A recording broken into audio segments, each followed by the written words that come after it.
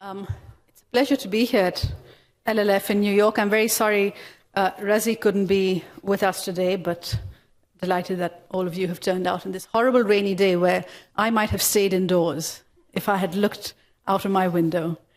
And many thanks to Dur for moderating. It's a little bit terrifying to realize that this year marks 25 years since my first novel was published, and it's such a joy to have the next generation of Pakistani writers here soon on the stage with me. I'm going to be reading from the beginning of my new novel, Best of Friends, and because it's the beginning, I won't have to explain anything, except it's 1988. It's the beginning of August. Those of you with a sense of history know that August 1988 got quite interesting in Pakistan politics, but this is just before all of that happened. First day back at school. The sky heavy with monsoon clouds, the schoolyard clustered with students within striding distance of shelter. The kikar trees planted along the boundary wall, or the neem tree partway up the path from gate to school building. The many bougainvillea-framed doorways carved into the building's yellow stone facade. The area of the playing field beneath the jutting balconies on the first and second floors. Only a few boys, with daring to prove, roamed the most exposed parts of the yard, shirt sleeves up, hands in pockets. Zara, standing beside the archway that housed the brass bell, was using her height to look over the heads of all the girls and most of the boys, searching. The school day hadn't officially started yet, but students in grey and white uniforms were already settling into their formations from the previous term. The cool kids, the thuggish boys, the couples, the judgmental girls, the invisible boys. Zara had invented these categories after watching a string of teen-centered Hollywood movies on pirated videos, but it did little to make up for the inadequacy of Karachi school life. Without detention, how could there be the breakfast club? Without a school prom, how could there be Pretty in Pink? Without the freedom required to make truancy possible, how could there be Ferris Bueller's Day Off? But the one area where the failure was that of the movies, not of Karachi, was when it came to friendship. It was almost always a subplot to romance, never the heart of the story. Except the outsiders, but that was boys, which meant it was really about how girls caused trouble and led to fights and burning buildings and death. From where she stood, Zara had a clear view of the school gate. For most of the day, buses and rickshaws and vans and other aging vehicles clogged up the streets of Sadr, perhaps heading to Empress Market or the electronic stores that populated the area. But twice a weekday, sleek air-conditioned cars joined in the melee to ferry students to and from the most prestigious of Karachi schools. There she was. The Mercedes, sleekest of sleeks, drove right up to the gate, and Mariam stepped out and walked into the school grounds. A different Mariam, a different walk. The plumpness that had been on her face seemed to have descended elsewhere over the course of the summer, though it was hard to know exactly what was going on beneath the sack-like grey kameez she was wearing.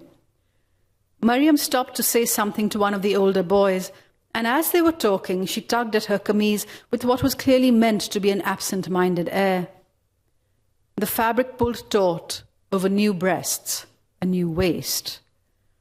The older boy kept on speaking to her as though nothing had happened, but when she walked past him, heading to Zara, he turned to observe her all the way down the length of the path. Other things had changed too. The wavy shoulder-length hair was artfully tousled rather than wild, the messy eyebrows reshaped into two curved lines. But the smile was the same old Mariam smile that greeted Zahra every time Mariam returned from her family's summer trips to London. And her outstretched hand held a cassette that was always her belated birthday present to her best friend, a mixtape that she had recorded off the radio with the best of the London charts. "Do you see what's happened to me?" she said. "Is it your mother or the tailor who's having difficulty accepting it?" Zara said, gesturing to the kameez. "Hard to say. Master Saab stitches what he thinks my mother wants. Mother says he's easily offended. We can't go back and say it's all wrong, or he'll stop doing our clothes, and he's the only one to get my sari blouses right." Adulthood is so complicated. They smiled at each other, confident of the futures ahead of them in which they'd never face such petty dilemmas. They had barely moved on to swapping notes about their summer apart when Sabah approached, with that smile of hers as if she was holding some forbidden delight in her mouth that she was willing neither to swallow nor to reveal. They knew all of each other's smiles, the three girls. At 14, they were 10 years into what might loosely be called friendship, though Zara had once looked up from a dictionary to inform Mariam that what the two of them had with each other was friendship, and what they had with the other 6 girls and 22 boys in class was merely propinquity, a relationship based on physical proximity. If you moved to Alaska tomorrow, we'd still be best friends for the rest of our lives, she had told Mariam, who was the only person in the world toward whom Zara displayed extravagant feeling. Thank you very much. Thank you so much to Asia Society and LLF for having me and Kamila, and thank you so much everyone for coming. And I just want to start off by saying how honored I am. You said that it's been 25 years since you started writing, and I hope you know how influential you have been for that generation of Pakistani writers that you talk about, because I think cartography was the very first time that now representation has become kind of a hoax, but like the first time that I saw in English fiction, which was most of the fiction that I read, Pakistani names and Pakistani contexts. And so thank you for that, and it's so wonderful to be here with you. So I will start off by just asking you, because the book starts off, as you said, in the late 80s. It starts off right before Zia's plane crash. When you think of the Karachi or the Pakistan of the late 80s, like what is a feeling or an image or something visceral that comes to you? I remember this night in 1988, and I think it was just before the elections, but it was finally clear the elections were happening, and I was in a car with my parents and sister, and we were driving over Clifton Bridge, and there was a race going on. Donkey carts were racing, and these boys were singing on the bridge, and they were on the donkey cart singing, and then these other boys at the other end of the bridge sort of were singing back. And there was something in that moment which, it was, for me, it's that moment that encapsulated this sense of just optimism and sort of giddiness that was around, and which felt so different to anything that had come before. So that particular moment I've never quite forgotten. Even more than, I remember the night of staying up, watching election results come in, and all sorts of other things around it. But that moment, I think, particularly when you ask about, what comes up viscerally, yes. That's what came up viscerally. Yeah. And how long did that last? Well, I can still feel it now, remembering it. It's very hard to say, because of course one thing's, and I was 15 at the time, so when you're 15, the other thing, it's, any disappointment is a massive disappointment. So the first sign that, this shiny new democracy with a woman in power is not going to be the perfect thing, and you feel sort of devastated. But I'll tell you what, the thing that lingered for a while was, it did feel as though there was a period of history that was moving in a certain direction, because there was, Pakistan 1988. And yet things, very quickly you realize this is not the dream. But also you realize possibly how foolish it is to imagine that overnight a dream can come to pass.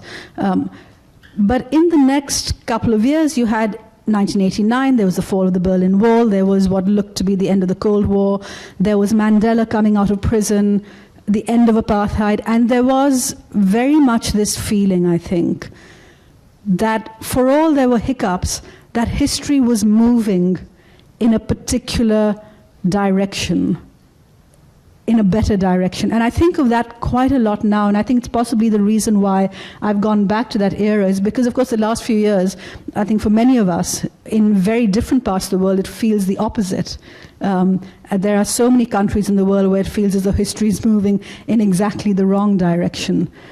So that sense of there being some kind of possibility in that of a world getting better, I think that lingered for a while, whatever the particular hiccups of Pakistan were, you know. Yeah. And so I was going to ask this later, but because this sort of ties in with this, obviously you've written Karachi in your fiction before. You've come back to it after a while, and this feels like a different, obviously, book just because you're a different writer. But there's this contextualization that you were talking about, right? That you've been able to do now of how the political and personal were merging, what the sort of like milieu was, what the context was, how history was intervening. How do you think that is something you could have only done now, like with this much retrospective, or do you think you created these characters and then it sort of just naturally happened? It's so hard to, I mean, it's a very good question, but it's hard to answer because I don't know. I mean, certainly this isn't a book I would have written 20 years ago. But is it because any writer would need that amount of time to pass, to look back, or is it because I'm a different age and think and see things differently? I'm not sure. I mean, the book before this, Home Fire, I was writing about events as they were happening. So I was writing about boys leaving Britain to go and join ISIS when that was still happening.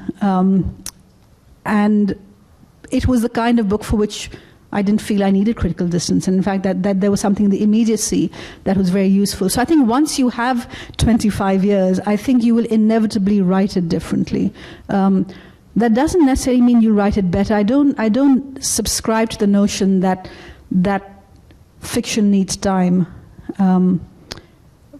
because there is something to the now and what's right around you that's very useful. But certainly I think differently about 1988 now. It could also be that, that for many years I was in the fact of the disappointment, and that I had to sort of emerge out the other side to look and recognize the moment for what it was, regardless of any disappointment that came later. Yeah. I mean, we were talking about this right before. That is the quintessential experience of being a Pakistani, generally, just going into the disappointment and then trying to come out of it and then going in. And I made an analogy where if the Pakistan cricket team primes you for that very well. Yes. You learn all about that. Yes. Exactly. So you, from Pakistan, I know that you spent some years yourself in the US, but you've settled long-term in London. And so you went from one society that is very rigidly hierarchical when it comes to class to another one. Obviously, if you'd been in the US, that would never have been an issue because class doesn't exist here, right? So the claim is, it's a non-issue here. But you were not fortunate enough for that. And so how there's so much of class in this book, and it's so fantastically done. I read it on my Kindle, and so I don't have the lines, but there are so many places where you've made these very subtle delineations between these two girls who are obviously most Pakistanis are both very privileged, right? They go to this elite school. They're both, like, their parents are both, one of them is like from the professional class and the other one is her grandfather's in like the leather business. But there are all these subtle, like, one of the things that really caught my mind was you distinguish between how the richer of them, the parents go by these like ridiculous nicknames, like Zenobia shortened to Zeno and Tawfiq shortened to Taf, whereas the other ones, like, they still maintain their sort of real names. And I was so struck by that, and there are so many other examples of that. And so did you like sit down, or did you want to write a book that was highly preoccupied with class, or is it because you created these two characters and then it sort of naturally emerged? I think I knew very early on that they would be, this isn't my phrase, but a friend of mine used it when talking with the book, that they would be class adjacent. Which is, and as you say, if you look at them from a distance or from a very different class position, you might think they are of the same class, but they're both aware that they are quite significantly different. And one of the significant differences is that Maryam is at that level of the elite where she can encounter a kind of class immunity. That, whatever happens, her grandfather can pick up a phone. He knows someone to call to get you out of every problem and every trouble. And Zara's family is absolutely not in that world. Yes. And it's very significant. And it becomes very significant in their lives. So I always knew that I wanted to play with that. And what those small but large differences look like. But I was also interested because I always knew the second half of the book would be in the UK. And there are a lot of novels around migration, many of them really wonderful and my favorite novels, that have to do with the rupture of moving from one place to the other. But I was interested in the continuity. What are the things that you can carry with you from one place to another? And class privilege is one of them that you can, and it's not in the same way. It's not that if you've grown up with a huge amount of privilege in Karachi, that will be exactly replicated in the UK, where anything to do with accent, where you went to school, all of that does place you. But there is something that does carry. And partly it is about, if you grow up with a lot of class privilege and you're just used to every door being open to you, you just start walking into rooms without asking if anyone will let you in. And that kind of, carrying that with you. So I was very interested in what would happen when these two girls moved.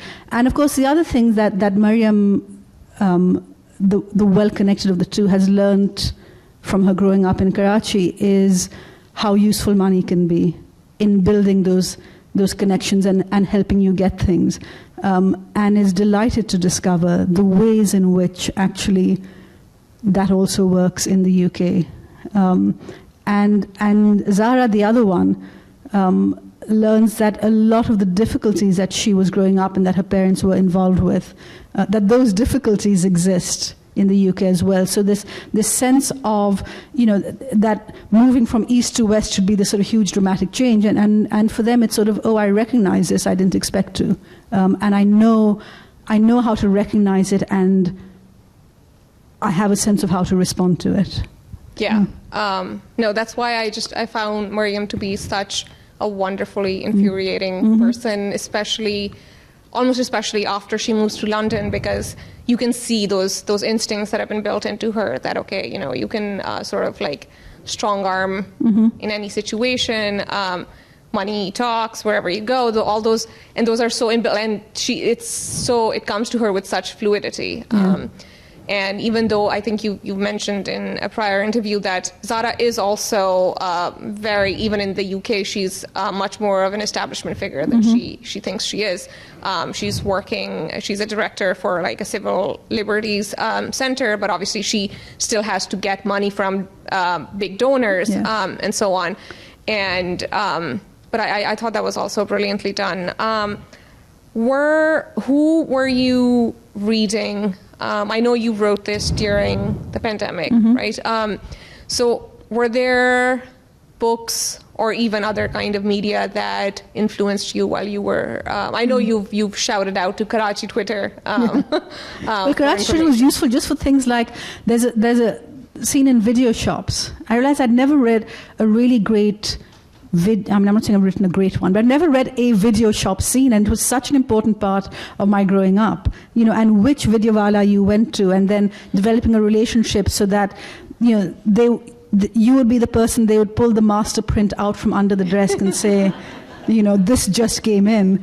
And so I really want to write a scene along Boat Basin in those video shops, and I couldn't remember the names of too many of them. So I went and I said, Karachi Twitter of the 80s, names of video shops, and I not only get names of people who are sending me DMs with these great stories and anecdotes around their video shop experience of the 1980s. Obviously, as a writer, I'm against piracy, but God, it enlivened my adolescence. No. We would. A lot of us would have had very different childhoods if it wasn't for piracy.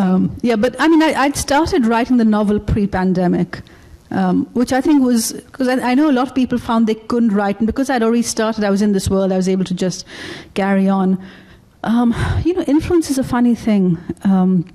I remember reading, there's a wonderful book called The Conversations, which is interviews with Michael Ondaatje, who's my favorite novelist, interviewing the film editor Walter Murch.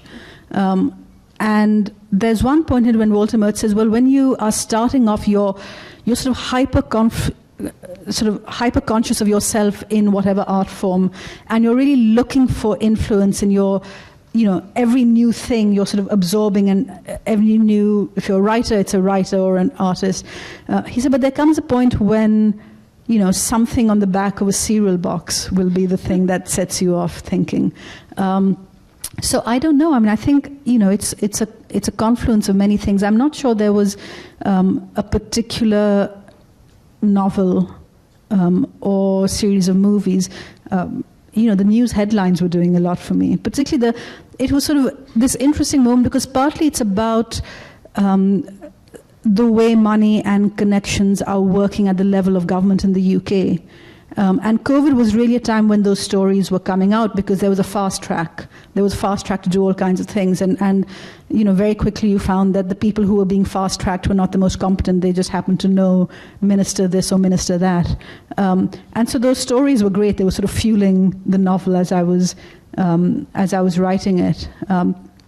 And with the Civil Liberties Organization part, again, I had been for some years on the board of a civil liberties organization in the UK, so I was really, drawing on memories of things. I mean, it's the kind of things you draw on memories for is sort of what kind of stuff was discussed in board meetings and, those kind of granular details and, things like that.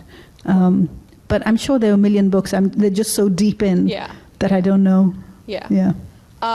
And so it is with the novel, right? There, especially in the Karachi section, which is those formative years, there's so much music and books and those CDs that you're mentioning, and so much of the culture, both sort of local but also very international, that Zara and Mariam are constantly being influenced by. And I got this question myself a few days ago, and so I'm curious about your response. Is there something, and you don't have to do the math of like who would have been writing at that time, is there someone that you wished you'd read at that formative stage in your teen or adolescence that you came across later that you wish you had earlier? I actually think I did very good. So, okay, here's the thing. In the novel, quite early on, there's a mention of the novels of Jackie Collins. Right. When I was an adolescent, there was a point where my friends and I, we started just racing through Jackie Collins, Judith Krantz, Sidney Sheldon, all that stuff, which, a lot of parents were not very happy about people reading.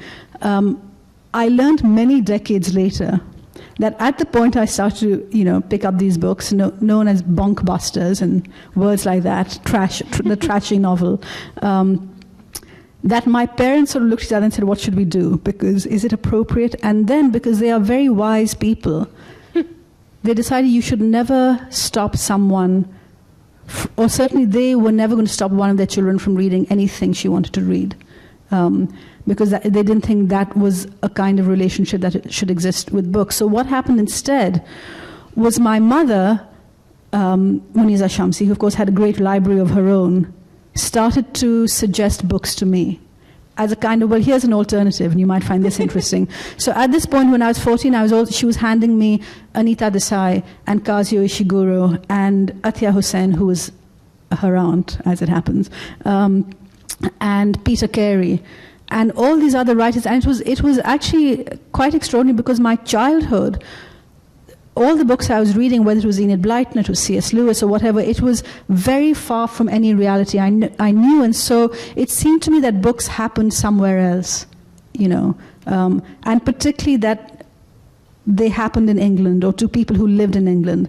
And then because when I was around 14 or 15, my mother started giving me all these other books, I recognized the way in which anyone anywhere could be writing fiction about their lives, and that people were reading them, that people were publishing them, and that they were wonderful. So that was very useful. I suspect it might have been wonderful to have come to Toni Morrison earlier, because I think everyone's life can be made better. You know, the earlier you read Toni Morrison, probably the wiser you'd be. But I feel pretty good about my adolescent reading. I think my mother did well. And at a certain point I decided that I preferred Anita Desai to Jackie Collins. So, okay. And we're all thankful for that. I mean, although I'll say, I would never diss Jackie. Can I do a total aside which has nothing to do with me? Oh, please. I was in a bookshop in London earlier this year, one of the really big bookshops, and they said, oh, you know, I said, how is the book business going? And they said, well, we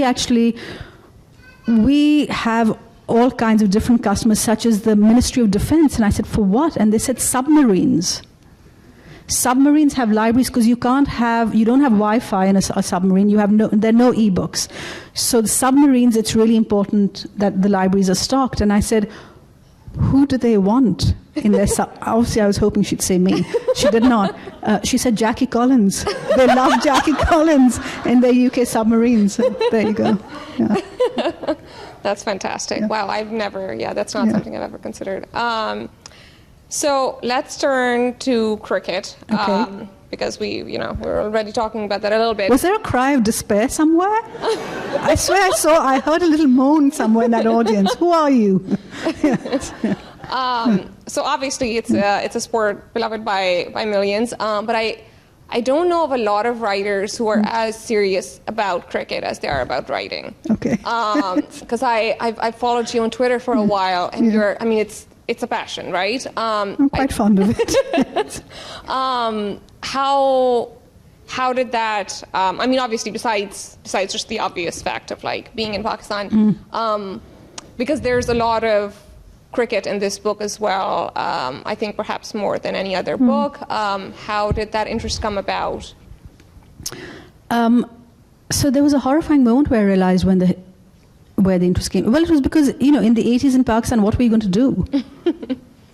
I mean, really. Remember the 80s in Pakistan? It was not a lot of fun.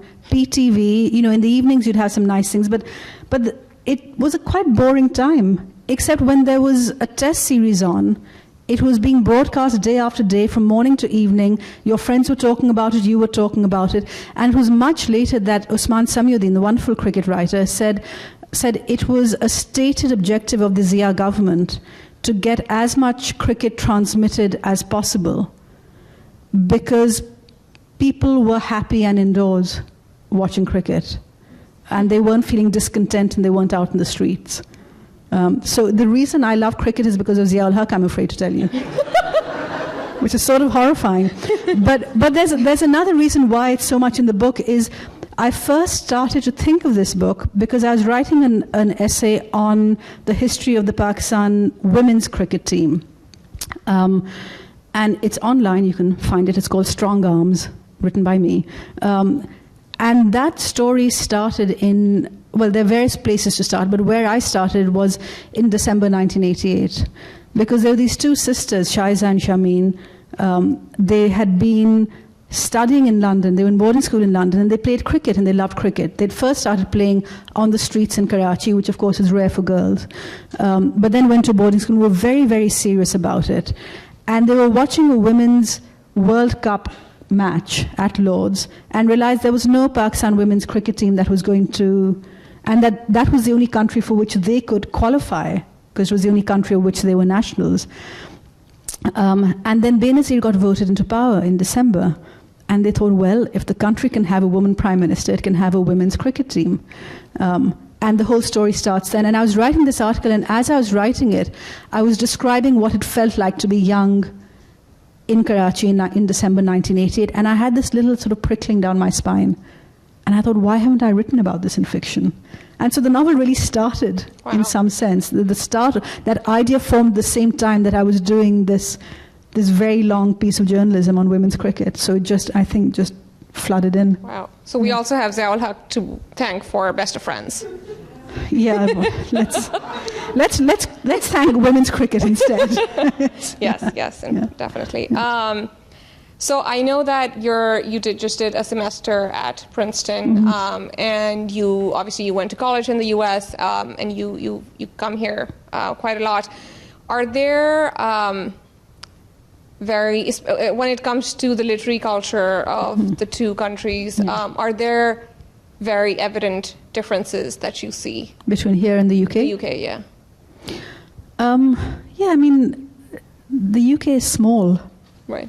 You know, it's the size of New York State, and so it means that you can, you know, it's sort of, I don't know, it feels smaller.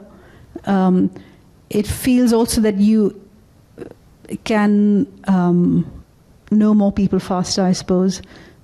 There's a much larger Pakistani population there. But also, it is my first home as a published writer. So I sort of come to America, and it's, you know, I'm sort of flitting on the periphery of things. Yeah.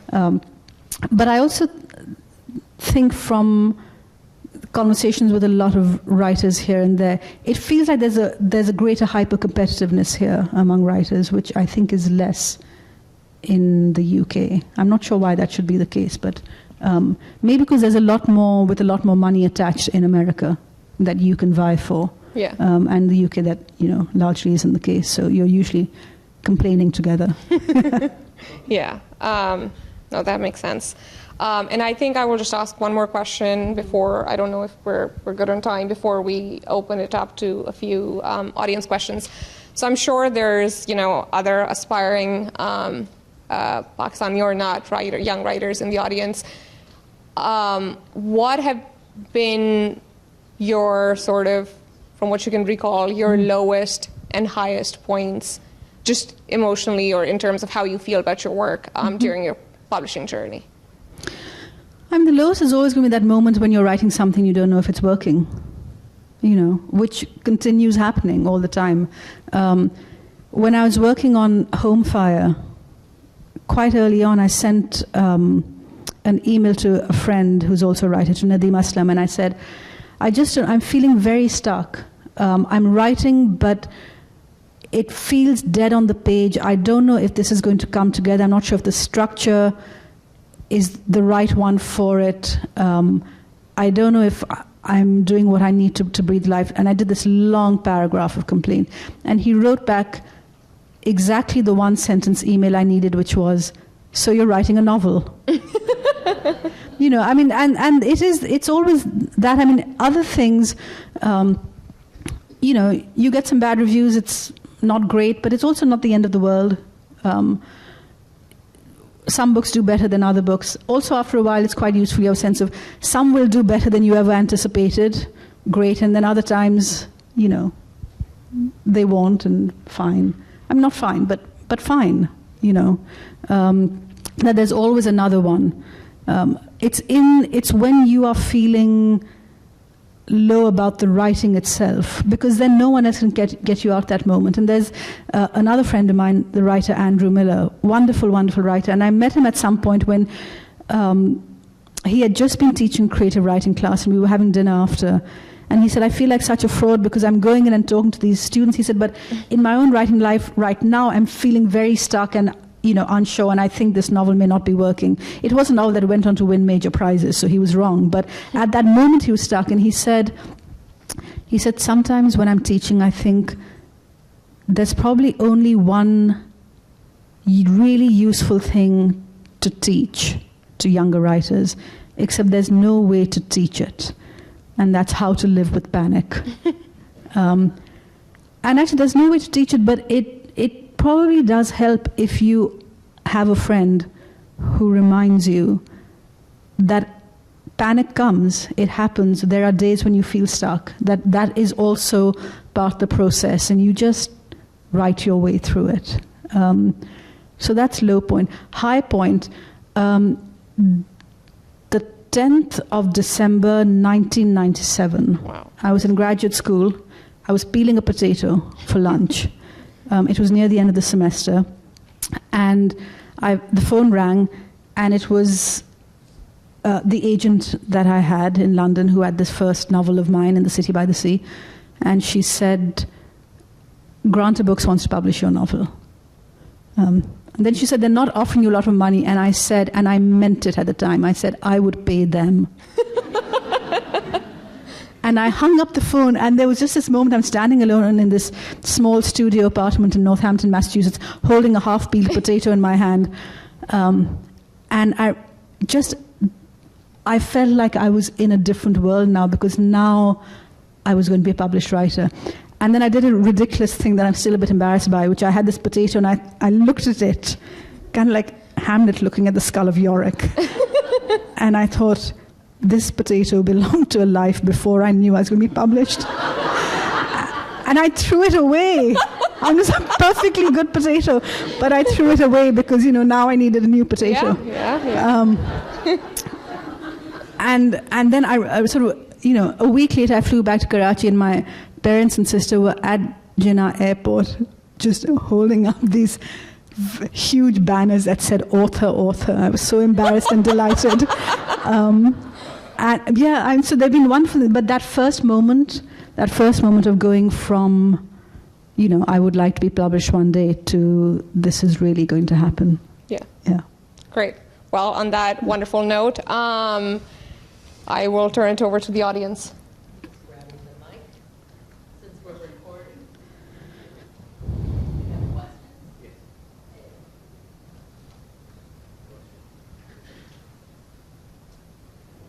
Thank you for this. Hello. I can hear you. Yeah.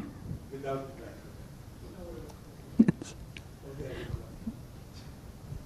immortalized. Thank you so much for this wonderful talk. As an aspiring author myself, at an old age, so I can't really pretend to go to somebody to ask him to teach me, him or her. My question is, what is that point of time when you feel it is not working?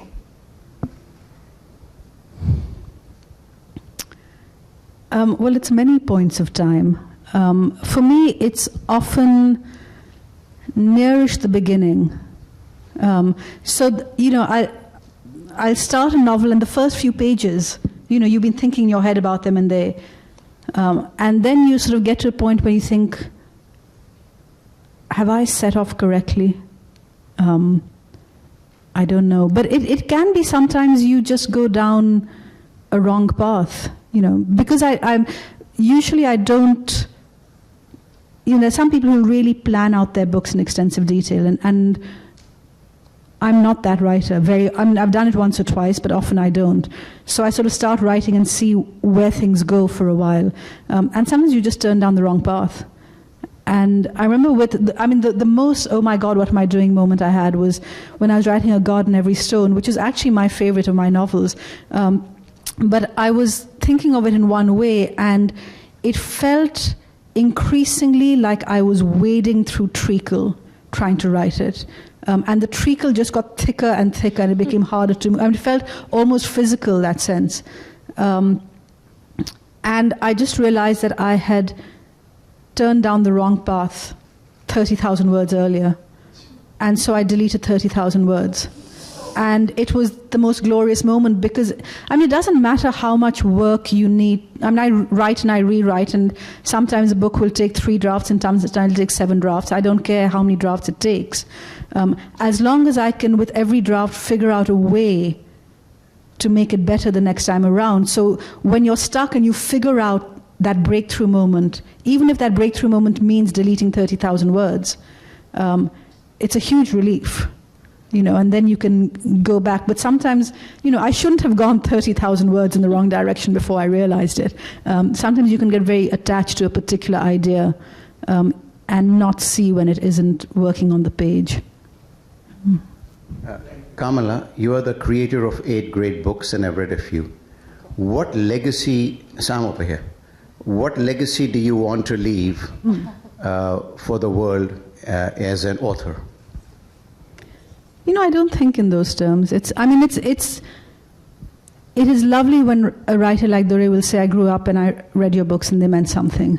And I suppose I'm aware of that, and I'm grateful for that. I'm even grateful for the writers who might read me and think this is really rubbish, I can do better, and then they'll write for that reason. That's fine as well. Because when I was growing up, of course, there was Bapsi Sitwa, who was fantastic. And, of course, later I realized there were other writers as well, people like Zulfikar Ghos, and short story writers who never get their due. But we weren't aware of them. And it felt almost like Bapsi Sitwa was the exception who proved the rule, and that if you were from Pakistan and you were writing in English, you really weren't going to find anyone interested. I'm very proud of the fact that I belong to a generation of writers, whether it's myself, Moni Mohsin, Uzma Aslam Khan, Mohsin Hamid, Muhammad Hanif, Nadeem Aslam, Dania Mohiuddin, H.M. Naqvi. I mean, there's a list of us now. And that because we've all been publishing, that the next generation doesn't have to think if you're from Pakistan and you want to be a writer, that's hopeless, or one person out of the whole country will do it. So that's a nice thing. But beyond that, I write because I love it, and I'm very fortunate that I am able to have as a career the thing I've loved doing since I was 10 or 11 years old. Hi, Kamila. So Karachi is a backdrop for most of your books, and as a fellow Karachiite, I sometimes find it really hard to explain what it is like growing up in that city to people who have not lived there. Even people in Pakistan, I find it hard to explain what it is to live in Karachi. And I grew up in the early 2000s, and I went to one of the schools in Sadr that you were mentioning, and all the turmoil that goes around. Is there a writer that you look up to when you think about Karachi, or they've talked about a city that, where do you get the resource or the inspiration to write about Karachi? Or put it into words, actually, because it's very hard to explain it. So when I was growing up, I had the same feeling, and I didn't read any books about Karachi growing up. So I wrote them, and there's a fun in that now when I write about London, I'm sort of aware that how many people have written about London. And when you write in Karachi, it was almost, part the joy of it was no one has written this thing in English before that I'm aware of. I mean, someone probably did, but not that you were aware of. But of course, I mean, I think Muhammad Hanif is fantastic. Yeah. And again, there are different kinds of Karachi's H.M. Naqvi. So we've got a bunch of writers now. And I think because of course the thing about Karachi is it is so many and varied. I don't think you'd get a writer who would do Karachi. They would do a version of Karachi. But the same is true for New York or London or any big cosmopolitan, messy, chaotic city.